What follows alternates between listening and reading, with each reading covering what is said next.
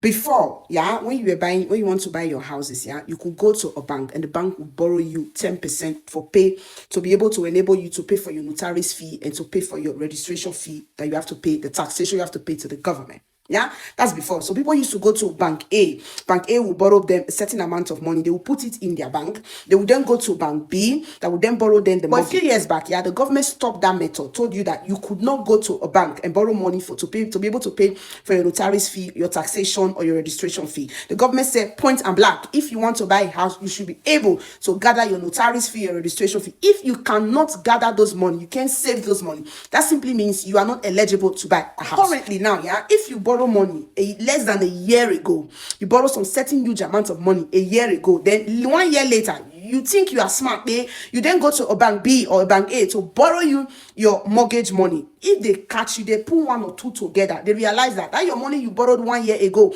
is the exact amount of money in your account. Like you went to an account in a bank, took a personal loan of 30,000 euros because you were eligible. The bank gave you the money, ask you what you needed it for. You said it's for personal loan. They granted you a loan for 30,000. Yeah. Currently now you went to bank A or bank B, like a year later, went to bank B and they still currently 25,000 euro in your account. When the bank now asks you to prove how you save that money, you are saying you are running heta skater. It's not everything we should be that, but like, me alas, you have to live. I don't want to say privilege. It's not with me. Now, you already put out an offer on your house that you want to buy. Yeah, you put out an offer. The person that wants to sell you the house have accepted the offer. The bank found out that a year ago you took 30K. You still have 25K in your account. They are not asking you to show evidences how you gather the money. You are not putting 1 + 1 is 2 together. It's not with me.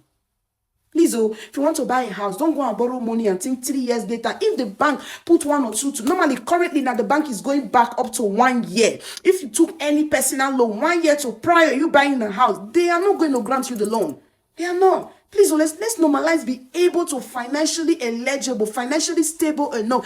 If you're able to save the money, then, like I've been shouting, you get yourself in 100%. Because if you are not eligible, you cannot financially save that money. Then if anything happen inside the mortgaging, it's going to be difficult. Now you have put out offer of the house. The bank have rejected the loan because you could not give accountancy of how you got the 25K that is in your account.